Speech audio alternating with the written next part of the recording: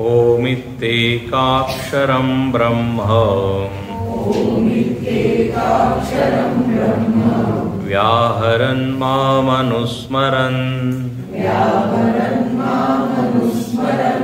यः प्रयाति त्यजन् देहं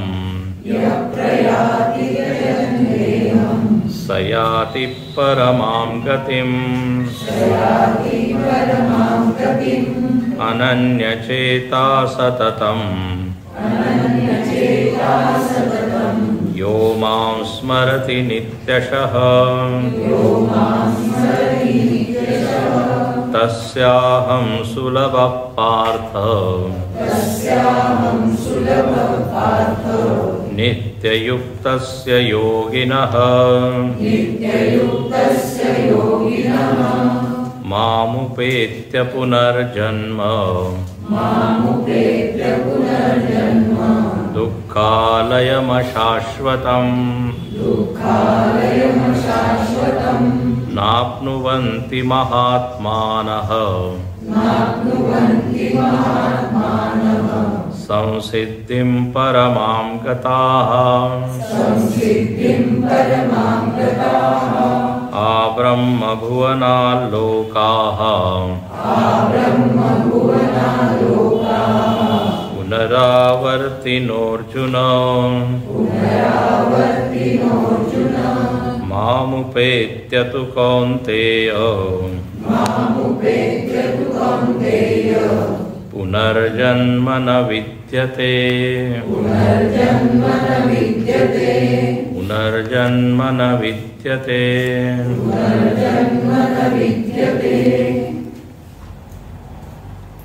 8व्या अध्यायामध्ये अर्जुनाने 7 प्रश्न विचारले आहे आणि भगवंतांनी लगेच 7 प्रश्नांचं उत्तर दिलं आहे। शेवटचा जो प्रश्न होता त्याचं उत्तर भगवंत सविस्तर देत आहे। शेवटचा प्रश्न हा होता की जो योगी आहे, जो मोठा साधक आहे, उपासक आहे, तो म्हणे शेवटच्या क्षणी भगवंताचं ध्यान कसं करतो, करता करता कसं तो या देहापासून मुक्त होतो, तो कसा बसतो, काय स्मरण करतो। चालू होतं ओम इत्येकाक्षरं ब्रह्म व्याहरन् मामनुस्मरन्। ओंकाराचा तो जप करत आहे वाणीमध्ये, वाणीच्या द्वारे। आणखीन अनन्य चेता झालेला आहे। अनन्य चेता म्हणजे इतर काही विषय, वृत्ती, विचार त्याच्या मनात नाही आहे। आणखीन त्याची जीवन जगण्याची जणू काही शैली, पद्धत, लाईफस्टाईलच अशी झाली आहे की त्याला स्मरण करण्यासाठी काही प्रयत्न करण्याची गरज नाही। शीलम, काल म्हणजे मागे सांगितलं होतं, स्वभावच त्याचा झाला आहे। त्याला थोडाही वेळ मिळतो तर लगेच तो म्हणतो की अरे जरा 10 मिनिटं ध्यान करून घेऊ, जप करून घेऊ। वेळ मिळाल्याबरोबर त्याला वाटतं की थोडं ऐकून घेऊ, म्हणजे परत परत मन तिकडेच जातं। जसं सामान्य माणसाचं मन काय, थोडा वेळ मिळाला जरा व्हॉट्सअप पाहून घेतो, थोडं हे करून घेतो, तर आपली वृत्ती संसाराकडे जाते। त्याची कशी आहे, अनन्यचेता सततम, त्यावेळेस मी बोललो होतो नित्यश सततम, त्याच्यामध्ये एकच ध्येय आहे की मला भगवंताची प्राप्ती करायची आहे। तर असा अनन्य चित्त ज्याचं झालेलं आहे, भगवंत म्हणतात त्याच्यासाठी मी सुलभ आहे। तस्याहं सुलभ पार्थ, याचा अर्थ इतर लोकांसाठी दुर्लभ आहे, हा अर्थ त्यांचा ना। तस्याहं सुलभ पार्थ, आत्ता आपण जो वाचला आठवत, नित्ययुक्तस्य योगिनः, त्याला भगवंत नित्ययुक्त म्हणतात। तो कधीच माझ्यापासून वियुक्त नाही आहे। समर्थ रामदास स्वामी दासबोधामध्ये तेच म्हणतात, भक्त कोण तर म्हणजे जो कधीच विभक्त झालेला नाही. जो विभक्त आहे तो भक्त नाही. तर असा हा सतत साधना करणारा याची काय गती होते. त्यामुळे माम उपेत्य, त्याला माझी प्राप्ती होते. कारण सिद्धांताचं एक वाक्य त्यांनी सुरुवातीलाच सांगितलं आहे की जो जे स्मरण करतो त्यालाच तो प्राप्त होतो. आपण हे सविस्तर पाहिलं होतं मागच्या यज्ञामध्ये. यम यम वापी स्मरण भाव. तर वृत्ती जशी बनते तशी गती होते. तर आता 24 तास जर तो हेच करत आहे तर मग त्याची गती कुठे होईल. तर म्हणे मा उपेत्य, मलाच तो प्राप्त होतो. आणि प्राप्त करून माम उपेत्य, मला प्राप्त करून पुनर्जन्म न विद्यते. मग त्याला परत या जन्मामध्ये म्हणजे या संसारामध्ये यावं नाही लागत. हे संसार कसं आहे म्हणजे या संसाराचं लक्षण तर ते सांगितलं, दुःखालयम. दुःखाचं आलय आहे. कुठून कुठून दुःख येतात ते कळत नाही. आताच मी बातमी पाहत होता, नवीन व्हायरस आलाय पण त्याचं उत्पत्ती स्थान माहीत आहे, चायना. पण आता हे का आलंय, आता म्हणतात परत तसंच काहीतरी होणार आहे. भीती आहे. 5 राज्यांमध्ये ते व्हायरस पोचला. आणि असं का होतं माहीत नाही की त्या चीनमधूनच वाटेल ते खातात. ते काय काय काय माहिती काय असेल नाही म्हणजे कारण काय माहीत नाही. तर एकानंतर एक काही ना काही दुःख परिस्थिती येतात. एकदा परिस्थिती सुधारली की नेहमीच तशी राहील असं काही खात्री तुम्ही देऊ नाही शकत. परत परत त्याला मेंटेन करावं लागतं, मॅनेज करावं लागतं, नियोजन करावं लागतं. आता जगाचा स्वभावच असा आहे, ज्याच्या म्हणतात कुत्र्याची शेपूट, किती तुम्ही चरण का परत. तर दुःखालयम अशाश्वतम. जग जरी अशाश्वत आहे पण दुःख शाश्वत आहे. कालही होतं, आजही उद्याही आहे. तर म्हणे की जे साधना करत नाही ते आपनुवंती, ते माम न आपनुवंती, मला त्यांची प्राप्ती होत नाही. ते दुःखालयम प्राप्नुवंती, संसारम प्राप्नुवंती. पण जे आत्ता असं वर्णन केलं त्याप्रमाणे जर जीवन जगत आहे तर संसिद्धीम परमाम गतिम, सिद्धीची प्राप्ती होते. सिद्धी म्हणजे सिद्ध परमात्म्याची प्राप्ती सिद्धी आहे. सम्यक सिद्धी, याच्यापेक्षा मोठी काही सिद्धी नाही. वेगवेगळे चमत्कार करणे याला काही मोठी गोष्ट म्हटलं नाही आहे. अध्यात्माप्रमाणे सामान्य माणसाला त्याच्यामध्ये खूप आकर्षण असेल, पण जो खूप आध्यात्मिक साधना करत आहे म्हणजे स्वप्नाप्रमाणे. स्वप्नोपमाना खलु सिद्ध योन्या, असं श्रमण महर्षी म्हणतात. एवढे मोठे सर म्हणे सगळे सिद्धी काय स्वप्नाप्रमाणे नष्ट होणार आहे. अच्छा, जास्तीत जास्त काय प्राप्ती होईल, लोकांचं काय मान सन्मान म्हणजे आपल्यासाठी वाढेल, यश कीर्ती वाढेल, पण अज्ञानाची निवृत्ती, भ्रांतीची निवृत्ती हे तर नाही होणार ना. म्हणून त्या स्वामी विवेकानंदांचा तो किस्सा सगळ्यांना माहीत आहे. काय तो पाण्यावर चालत आहे. किती वर्ष तू याची साधना केली, म्हणजे 12 वर्ष. आणि 2 पैसे देऊन मी हे करू शकतो. इकडून तिकडे जायचं आहे तर काय नावेमध्ये बसून जाणार. ठीक आहे, तुम्ही पाण्यावर चालू शकता, पण त्याने काय उपलब्धी, काय झालं काय. म्हणून परमाम सिद्धीम, परमसिद्धी तर हीच आहे, भगवंताची प्राप्ती. तर म्हणे याच्यासाठी अनन्यचित्त बनवावं लागेल, करावं लागेल. आणि इथे म्हणतात की तुम्ही इतर जर कर्म केले, इतर सगळ्या साधना केल्या तर काय होईल, जास्तीत जास्त ब्रह्मलोकापर्यंत तुमची गती होईल. याच्यावर सुद्धा मागे आपण विचार केलेला आहे. ब्रह्मभुवना लोका, ब्रह्मलोकापर्यंत माणूस जाऊ शकतो. ज्ञानाची जी साधना आहे ती न करता इतर जेवढ्या साधना तुम्ही जर केल्या तर कुठपर्यंत नेईल, ब्रह्म. पण हे ब्रह्मलोक कसं आहे तर म्हणजे चांगलं आहे ना, ब्रह्मलोक तर ब्रह्मलोकामध्ये जायला मिळत आहे म्हणे, पण ते मर्यादित आहे, काळ मर्यादित, काळाच्या द्वारे ते सीमित आहे. म्हणजे तिथे सुद्धा परत दुःखापासून मुक्ती नित्य नाही आहे. एका विशिष्ट काळानंतर दुःखाची सुरुवात होते. विशिष्ट काळापर्यंत आपण काय आनंद घेऊ शकतो. जसं ते असतं ना, आपण पेन किलर घेतो तर 8 तासापर्यंत आपल्याला त्रास होत नाही, पण अजून आजार नाही गेल्यामुळे परत ते काय वेदना सुरू होतात.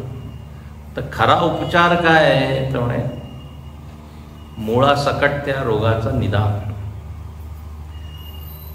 तर ठीक आहे, काही वर्ष तुम्ही राहू शकता, काही म्हणजे भरपूर वर्षभर, दीर्घ काळापर्यंत राहू शकता ब्रह्मलोकापर्यंत. पण इथे अजून त्याच्यावरचं सांगतात की ब्रह्मलोकापेक्षा वर काय ब्रह्म आहे. जिथे येणं जाणं आहे ते संसार गती. जोपर्यंत आपण प्रवास करत आहोत, प्रवास जरी तुम्ही फर्स्ट क्लासमध्ये केला तरी तो शेवटी प्रवासच आहे. विमानामध्ये कोणता क्लास असतो, बिझनेस क्लास. त्याच्या सगळ्या सोयी आहे. असं बटन दाबलं की ती खुर्ची अशी होते, असं केलं की ते असं होतं, बटन दाबलं की ना सगळं वेगवेगळं. म्हणजे त्यात भरपूर जे तुम्हाला पाहिजे ते त्यात येतं. आता जर कोणी सांगितलं की तुम्ही 24 तास त्या बिझनेस क्लासमध्ये 8-10 तास ठीक आहे. प्रवास शेवटी कंटाळवाणाच होतो. म्हणून जीव जो आहे किती जन्मापासून तो प्रवास करत आहे. जीवाची स्थिती नदीप्रमाणे. गंगेबद्दल असं म्हटलं की जेव्हापासून गंगेने विष्णूचा पाय सोडला आहे तेव्हापासून ती आपली प्रवाहितच होत आहे. म्हणजे तुम्हाला विष्णुपाद उद्भूता नेहमी ती गोष्ट. जेव्हा वामन अवतार झाला तेव्हा भगवंताचा पाय ब्रह्मलोकापर्यंत गेला आणि तिथे ब्रह्मदेवानी पूजा केली. काय केली, पादपूजा म्हणतो आपण, पाद्यपूजा. तर त्याच्यामधून जे पाणी प्रवाहित झालं तीच गंगा आहे. आता त्या पायापासून ते म्हणजे पायावर आपण टाकतो आणि मग ते काय खाली खाली खाली असं म्हटलेलं आहे शास्त्रांमध्ये की ती अजून पळत आहे, अजून धावत आहे. म्हणजे ज्यांनी भगवंताचा पाय सोडला त्याला काही स्थिरता नाही, नदीप्रमाणे. तर म्हणून इथे म्हणतात की पुनरावर्तिनोर्जुन, वर खाली त्याचा प्रवास चालूच राहील. म्हणून काय करा, माम उपेत्य, मला तुम्ही प्राप्त करा, माझं ज्ञान प्राप्त करा. आणि पहा या 16व्यामध्ये म्हणतात माम उपेत्य तू कौंतेय पुनर्जन्म न विद्यते. मला प्राप्त केल्यावर मग पुनर्जन्म नाही. शंकराचार्य म्हणतात की ब्रह्मलोक सहिता लोका कस्मात् पुनरावर्तिना म्हणे काल परिच्छिन्नत्वात्. म्हणे असं काय की ब्रह्मलोक सहित सगळे लोक पुनरावर्ती म्हणजे परत आपल्याला यावं लागतं त्या लोकापासून. त्यामुळे हेतू काय दिला? काल परिच्छिन्न. संस्कृतमध्ये त्वात शब्द लागतो. त्वात म्हणजे याच्यामुळे, या कारणामुळे. तर इथे शंकराचार्यांनी आपल्या ह्याच्यात लिहिलं आहे काल परिच्छिन्नत्वात, काळाच्या द्वारे मर्यादित असल्या कारणाने तिथे काही परमनंट तुम्ही राहू शकत नाही, कारण त्याचं सुद्धा मरण होईल आहे. ब्रह्मलोक सुद्धा काय संपेल आहे. तर काल परिच्छिन्न म्हणून तिथे जाऊन तुम्ही विचार कराल की नेहमीसाठी मुक्त होऊन नाही. काल परिच्छिन्न, पुनरावर्तन. त्वात म्हणजे या कारणामुळे पुनरावर्तन. जसं आलेलं आहे 13व्या अध्यायामध्ये, अनादित्वात निर्गुणत्वात परमात्मा अव्यय. म्हणजे परमात्मा अव्यय का? तर म्हणे निर्गुणत्वा, निर्गुण असल्या कारणाने. त्वात लावलं की हेतू दिला. हेतू म्हणजे मराठीचा हेतू नाही, हेतू म्हणजे एक कारण. निर्गुण असल्यामुळे तो कसा आहे? अव्यय आहे. म्हणजे याचा अर्थ काय झाला? ज्याच्यामध्ये गुण आहे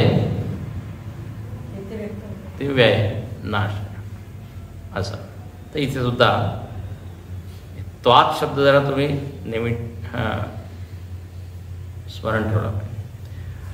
तर आता तुम्ही म्हणताय की ब्रह्मलोक सुद्धा काय काळाच्या द्वारे मर्यादित आहे. तर म्हणे काय त्याचा काळ किती आहे जरा हे सांगा. त्याचं आयुष्य किती आहे? What is the life of Brahmalok? तर इथे ते म्हणतात की आम्ही तुम्हाला ब्रह्मदेवाचं वय सांगतो. ब्रह्मदेवाच्या वयाकडे पाहून तुम्हाला ब्रह्मलोकाचं वय किती कळेल. ठीक आहे, ब्रह्मदेव. तर आता पहा 17व्या ह्याच्यामध्ये म्हटलेलं आहे ब्रह्मदेवाचं दिवस आणि रात्र मोजली आहे, मोजून तिथे सांगितली. सहस्रयुग पर्यंतम अहर्यत् ब्रह्मणो विदुः रात्रिं युगसहस्रान्ताम्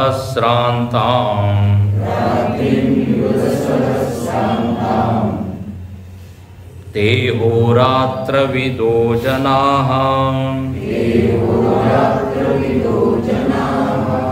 सहस्रयुगपर्यन्तं ब्रह्मणो विदुः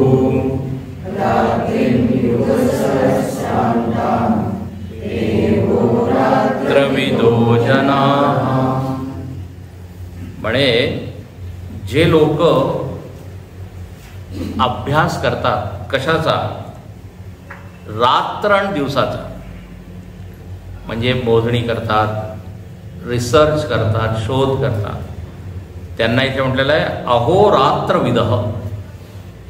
अहो म्हणजे काय? दिवस. दिवस आणि रात्रीला जाणणारे.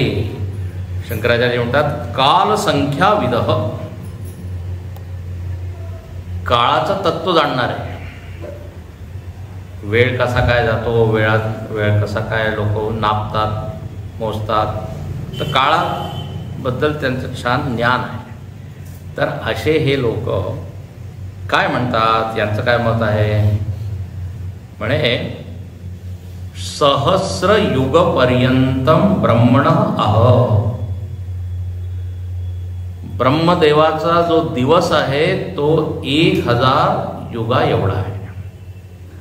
मनुष्य लोकाचे जे 1000 युग आहे, मागच्या वेळेस मी इथे संपवलं होतं. 1000 युग म्हणजे एक युगामध्ये, इथे एक युग म्हणजे इथे महायुग आहे बरं का. एक युग म्हणजे इथे महायुग. आणि महायुग म्हणजे काय? तर म्हणे कलियुग, द्वापर, त्रेता, आणखीन सतयुग, याला म्हणतात महायुग. इथे युगासाठी म्हणजे महायुगासाठी युग शब्दाचा प्रयोग केला आहे. तर हे महायुग जेव्हा 1000 वेळा म्हणजे याची कालावधी होते, 1000 वेळा महायुग, तेव्हा ब्रह्मदेवाचा दिवस. आणि त्याचप्रमाणे युगसहस्रांतम रात्रीम, आणि 1000 वेळा हे महायुग जेव्हा परत तेवढा वेळ जातो तर त्याची रात्र होते. आता आपल्या दिवस आणि रात्रीमध्ये किती तास आहे? तर 12 तास दिवस, 12 तास रात्र, 24 तासात एक रात्र दिवस. आता ब्रह्मदेवाचं जर कॅलेंडर पाहिलं तर एकदम वेगळं आहे. आता एक महायुगामध्ये किती दिवस आहे? एक महायुगामध्ये 43 लक्ष वर्ष आहे. 43 लक्ष वर्ष किती एक महायुगात. म्हणजे आपले जेव्हा 43 लक्ष वर्ष लोटतील तर एक महायुग. आणखीन आता या 43 लक्षाला गुणाकारा कितीने? 1000. तर जी संख्या येईल, जेवढा काळ येईल, ब्रह्मदेवाचा तो काय एक दिवस होईल. आता काही कळतंय का? 43 लक्षाला 1000 ने गुणा केला तर किती आकडा होईल? 43,000 लक्ष. हा, 43,000 लक्ष. पण त्याला असं मोजतात ना, कोटी, मग अब्ज, मग शंख, मग पद्म, असं म्हणतात. आता पहा, हे हिंदू धर्माचं पहा किती म्हणजे कौतुक करण्याचं की आपल्या इथे टाइम सुद्धा एवढा मोजला आहे, आणि इकडे बारीक बारीक म्हणजे कमी कमी कमी सुद्धा मोजला आहे. लव, निमेष, परमाणू असं म्हणून मग सेकंड आहे. म्हणजे आजकाल जसं म्हणतात मिनी सेकंड, नॅनो सेकंड, आपल्या इथे आहे. आणि तिकडे नुसतं मिलेनियम नाही, म्हणजे सहस्राब्दी नाही, त्याच्या पुढे किती विचार केलेला आहे. त्यामुळे 1000 महायुग म्हणजे खूप खूप दीर्घ दीर्घ काळ जेव्हा लोटतो तेव्हा एक दिवस ब्रह्मा, आणखी त्यात एक रात्र. आणि याप्रमाणे ब्रह्मदेवाचं वय आहे 100 वर्ष. आता त्याला अजून गुणाकार म्हणजे 365 जेव्हा आपण करतो मग एक वर्ष होईल, आणि मग 100 करत राहा. किती शून्य त्याच्या पुढे येतील, तर इतकं दीर्घ दीर्घ. पण गंमत अशी आहे, शंकराचार्य म्हणतात किती तुम्ही 00 लावले तरी इथे जो मुद्दा आहे तो काय आहे? यत एवं काल परिच्छिन्न. इथे या श्लोकाचं प्रयोजन सांगण्याचं हे नाही की ब्रह्मदेव एवढा वर्ष जगतो, सांगण्यात तर किती वर्ष जगला तरी मरण आहे त्याला. आता म्हणजे हे भगवान कृष्णाचं जो ध्येय आहे आपल्याला खूप उंच नाही आहे. ब्रह्मदेवाच्या पलीकडे तुम्ही ब्रह्म व्हा. ब्रह्मदेव झाला तरी शेवटी मरणाची भीती तिथे आहे. अच्छा, गंमत अशी, आपल्याला असं वाटतं की ब्रह्मदेव एवढा जगत असेल, पण त्याला नाही वाटत तसं. त्याला वाटतं आत्ताच तर सुरुवात झाली. आपल्याकडे जर कीट पतंग जे आहे, मुंगी वगैरे, यांनी जर बघितलं त्या काय म्हणतात, अरे हा मनुष्य किती जगत आहे. आपल्या एक दिवसात ते किती वेळा त्यांचा जन्ममरण होतो, किती वेळा ते कीट. तर हे सगळं काय अपेक्षित आहे. अनेक लोक भेटतात 60 वर्ष 70 वर्ष झालं, पण आत्ता तर सुरुवातच आहे. त्यांचे दिवस चांगले गेले असतील म्हणून त्यांना असं वाटतं की अरे आत्ता तुम्ही कॉलेजमधून आलो आहे, आत्ता वाटत नाही की मी इतका काही वयस्कर झालेला आहे. अरे अभि तो मैं जवान हूं.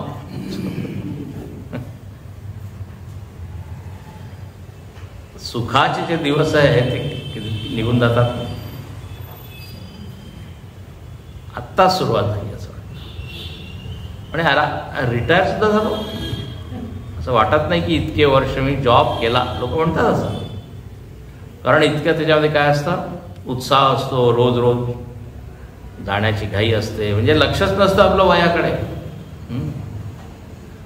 मग थोडी जेव्हा तब्येत बिघडते तेव्हा म्हणतं आता माणूस 60 वर्ष झाले. तर आपल्याला जरी वाटत जाईल की ब्रह्मदेवाचं वय पुष्कळ आहे, पण त्याला नाही वाटत, हे दुसऱ्याला वाटत असतं. जसं आता उदाहरण दिलं.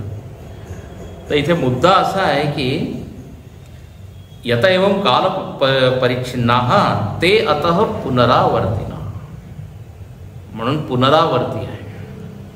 म्हणजे ते ब्रह्मलोक सुद्धा समाप्त होऊन जाईल, प्रलय होऊन जाईल. प्रलय काळामध्ये ब्रह्मलोक सुद्धा विलीन होऊन जाईल. तर असं आहे. आता म्हणतात की जेव्हा ब्रह्मलोकात म्हणजे ब्रह्मदेवाचं आयुष्य 100 वर्ष होऊन जातं, तेव्हा काय होतं तर म्हणे प्रलय होतं. आणि जेव्हा प्रलय होतं तेव्हा काय होतं तर म्हणे पूर्ण ब्रह्मांड जे आहे ते विलीन होऊन जातं.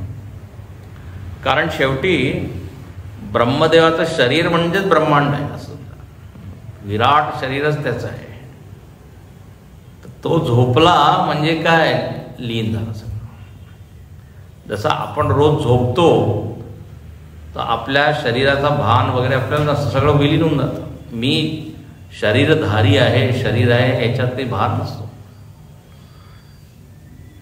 पण आपले सगळे संस्कार, वासना, इच्छा त्या सगळ्या बीज रूपात झोपेमध्ये असतात आपल्या वैयक्तिक. आता असं तिथे म्हणतात की जेव्हा ब्रह्मांड म्हणजे प्रलय होतो, प्रलय केव्हा होतो तर म्हणजे जेव्हा ब्रह्माजींचं वय पूर्ण होतं. तर आता प्रलयामध्ये सुद्धा 2 आहे, एक नैमित्तिक प्रलय, एक प्राकृतिक प्रलय. ब्रह्मदेवा जेव्हा झोपतो तेव्हा एक प्रलय आहे, आणि ब्रह्मदेवाचं वय पूर्ण होऊन जातं तेव्हा एक प्रलय. 2 प्रलय.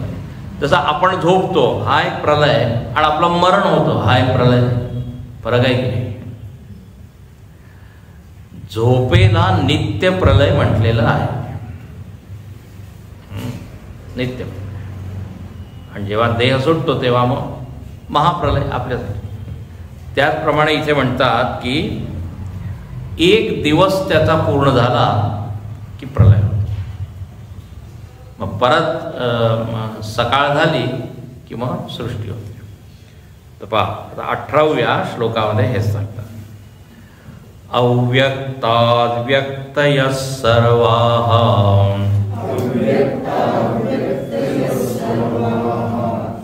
प्रभवन्त्यः रागमे रात्र्यागमे प्रलीयन्ते तत्रैवाव्यक्तसंज्ञके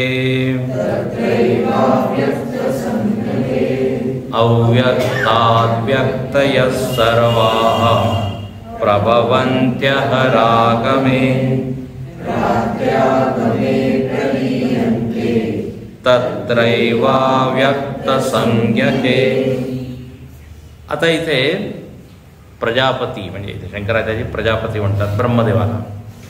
म्हणजे त्याची सुषुप्ती अवस्था जेव्हा होते तेव्हा सगळं काही अव्यक्त होऊन जातं. अव्यक्त सगळं काही म्हणजे जे काही ब्रह्मांड दिसत आहे ते काही दिसत नाही.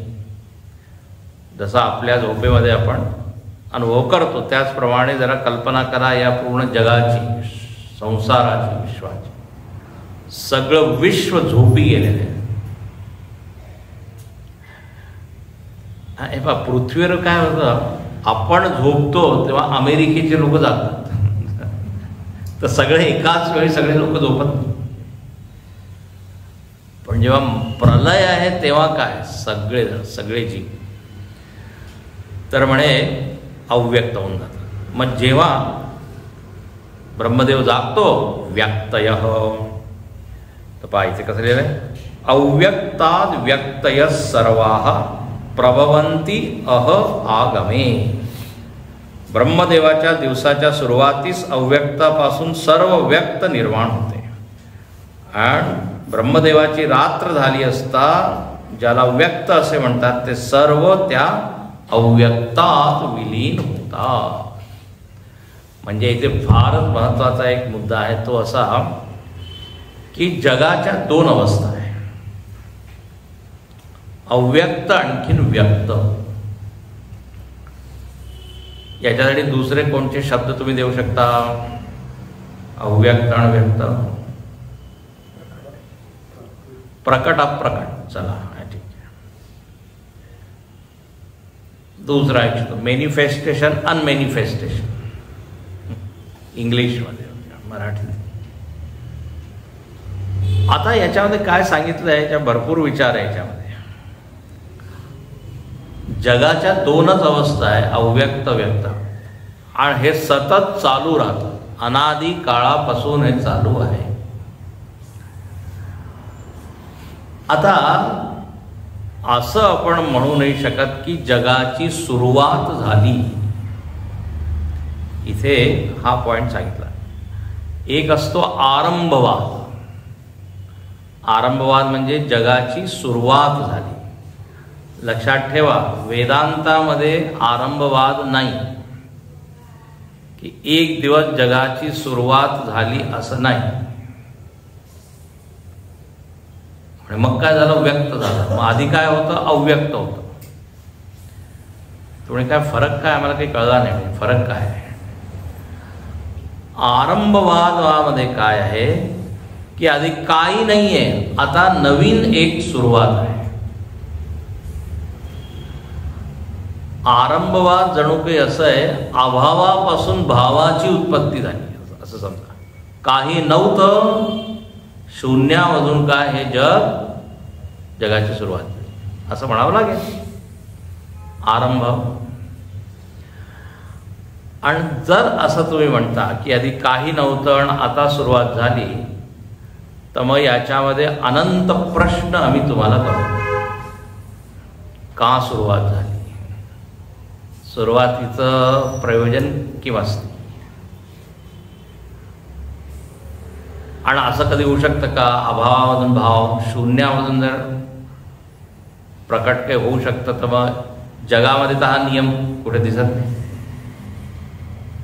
मग नुसता असा हात करा, एकदम काय अन्न येईल जे तुम्हाला पाहिजे, सोन्या चांदीच्या दागिने येतील. शेतकरी एवढी मेहनत करतो, त्या बीज पेरतो, तेव्हा तिथे पीक येतं. असं थोडी की नुसतं नांगरला आणखीन काय त्यामधून काही निघेल. कारण आहे ना. तर आरंभवाद अनेक दार्शनिक चिंतक विचारक असं म्हणतात की जगाची सुरुवात झाली. पण याच्यामध्ये अनेक प्रश्नांचं उत्तर नीट देता येणार नाही. म्हणून इंग्रजीमध्ये छान म्हणतात की वेदांतामध्ये क्रिएशन नाहीये, मॅनिफेस्टेशन आहे. क्रिएशन सृष्टी म्हणजे सर्जना, निर्मिती, कृती असं नाही म्हटलंय. कृती म्हटली की मग प्रश्न येईल का आणि कोणी आणि केव्हा आणि कशी, असे प्रश्न आहे. आता या जगावर अनेक दार्शनिक लोकांनी चिंतन केलं आणि आपापलं मत दिलं. जसं वैज्ञानिक लोक अनेक वेळा मी सांगितलंय तुम्हाला, एक महाविस्फोट झाला आणि त्याच्यामधून हे सगळं प्रकट झालं असं त्यांचं म्हणणं आहे. तर आता प्रश्न आहे की तो विस्फोट अग्नीचा एक गोळ होता, मग अग्नी कोणी निर्मित केली? आणि म्हणजे हे अवकाश तर होतंच, स्पेस तर होतंच, पोकळी तर होतीच. मग पोकळी कुठून आली,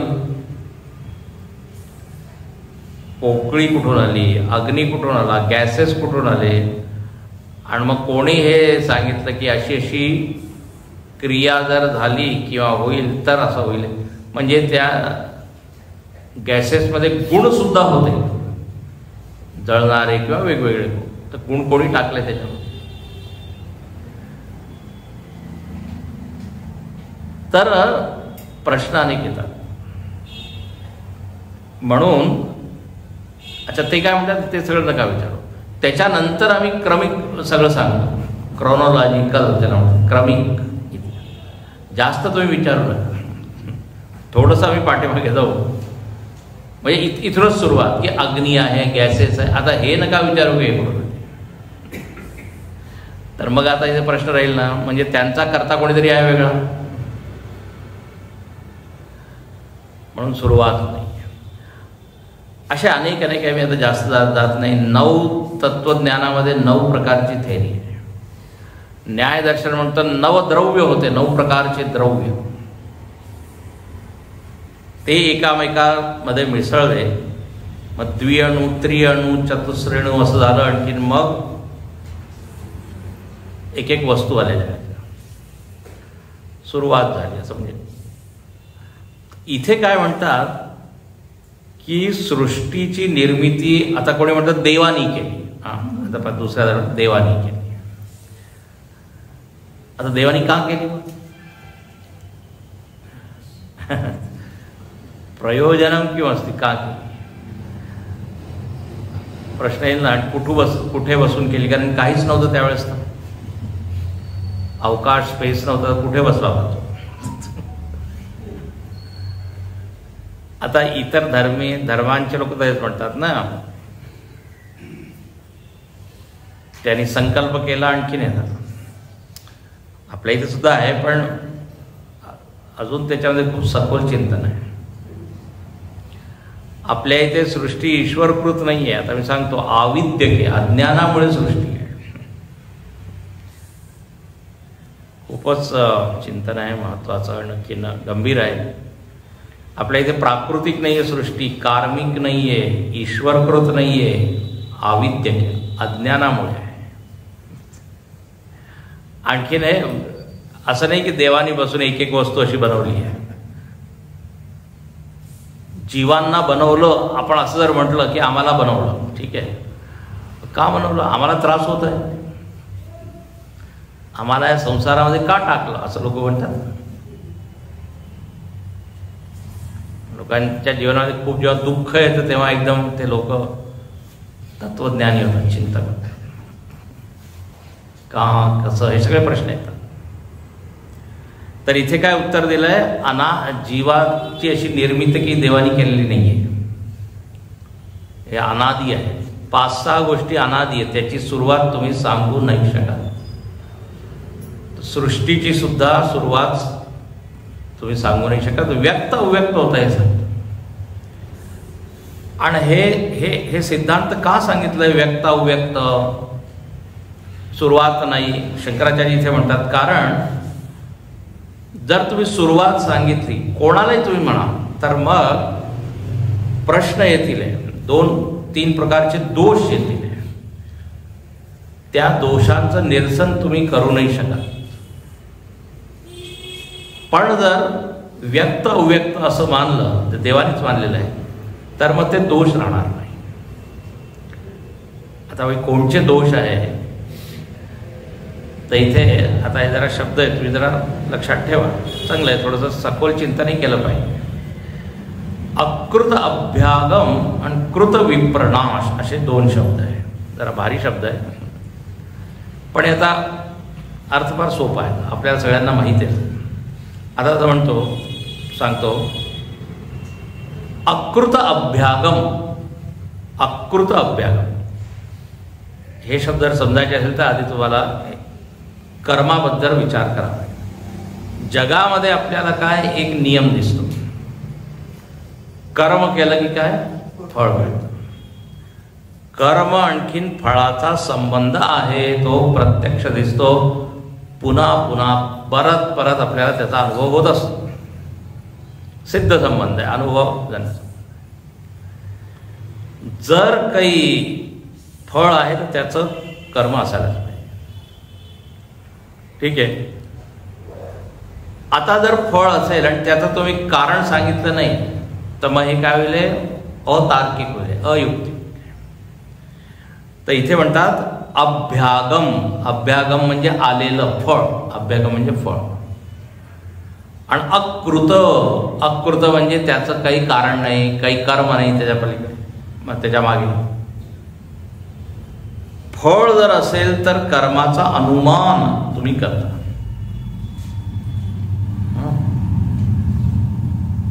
कळतंय काय, कर्म आणि फळाचं. जर फळ आहे तर कर्म असायला पाहिजे.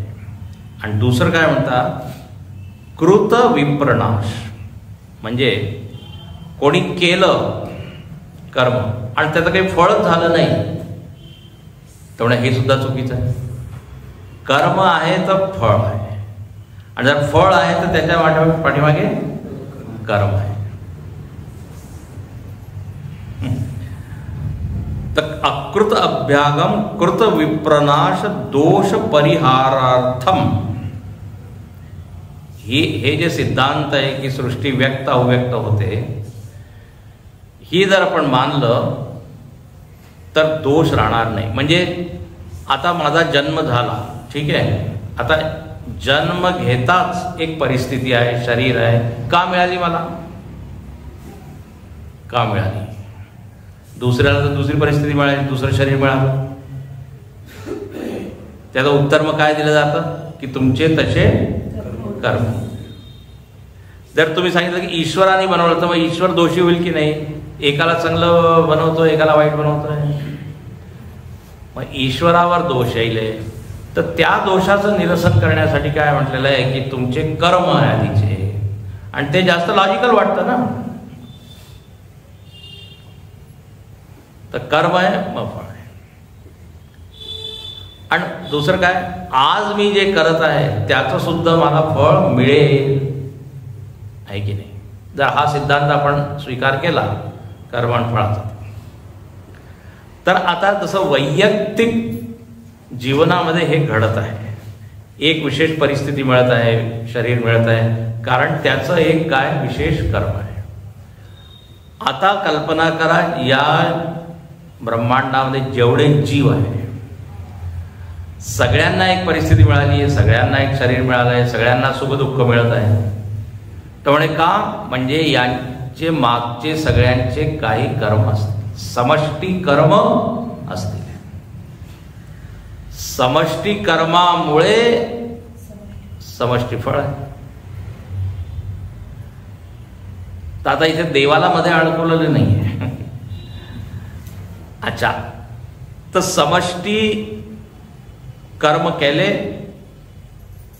आणि आपल्याला समष्टी फळ मिळालं. आता काय झालं, फळ भोगताना काही कर्म आपण भोगले आणि काही कर्म नाही भोगले, आणि तेवढ्यात काय झालं, प्रलय झाला. समष्टी जीवांचे जेव्हा सगळे कर्म एका युगाचे जेव्हा पूर्ण होऊन जातात तेव्हा प्रलय होऊन जातं. आणि मग प्रलयामध्ये सगळे जे वासना आहेत सगळ्या जीवांच्या त्या राहतात, जे अपूर्ण आहे, जे अधूर आहे. आणि मग त्यांच्या भोगासाठी मग काय, नवीन सृष्टी. तर याप्रमाणे हे चक्र चालू राहतं. तसं आपण दिवसभर कर्म करतो, फळ भोगतो. आता काही कर्म तर केलेले आहे, तर फळ भोगण्यासाठी परत उद्या आपण उठतो का, लक्षात घ्या. आपण व्यक्त का होतो, कारण आपल्याला भोगायचं. तेव्हा गंमत आहे, आपल्याला झोपेमधून कोण उठवतं, त्या ज्या वासना आहे किंवा संस्कार आहे ज्या अपूर्ण आहेत त्याच आता चला तुम्हाला भोगण्याची आम्ही तयारी केलेली आहे, फळ बनवलेलं आहे. झोपेमध्ये ते फळ निर्मिती होत असते. आणि मग दुसऱ्या दिवशी काही करतो, म्हणजे अर्ध भोगतो आणि मग जे केलेले परत झोप. त्या दिवसभराचे कर्म पूर्ण झाले किंवा भोग पूर्ण झाले, प्रलय झाला. याप्रमाणे आपण व्यक्त अव्यक्त होतो. तर आता हाच नियम लागू होतो समष्टीमध्ये.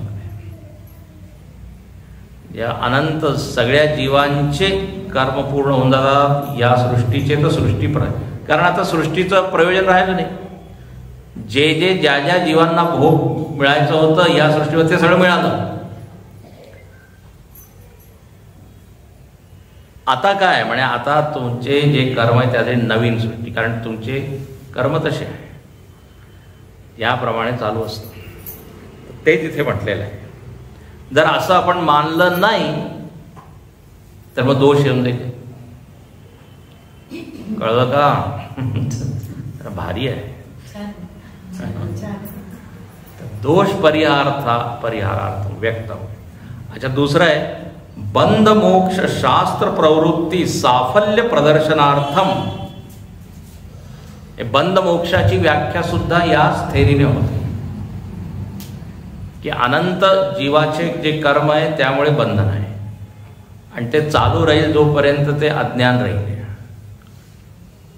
अविद्यादी क्लेश मूल कर्म आश्रय वशात. अज्ञान आहे, अज्ञानामुळे जीव भाव आहे म्हणून तो करता आहे, म्हणून तो कर्म करत आहे, कर्म फळ भोगत आहे. आता जर त्याला सृष्टीमधून मुक्त व्हायचं असेल, लक्षात घ्या, तर त्यांनी काय प्राप्त केलं पाहिजे? आत्मज्ञान. नाही तर परत हे मोक्षशास्त्र कोणासाठी आहे? साधकासाठी, जो आता या सृष्टीमधून काय निघू इच्छित आहे. जसं पाठ ट्रेन चालत असते, ज्याचं स्टेशन येतं तो काय होतो? उतरून जातो, तो मुक्त होतो, त्याचा प्रवास झाला. बाकी लोक, गुरुजी छान सांगतात, प्रवचन जसं चालू असतं काही लोक उठून चालले जातात, मुक्त होतात.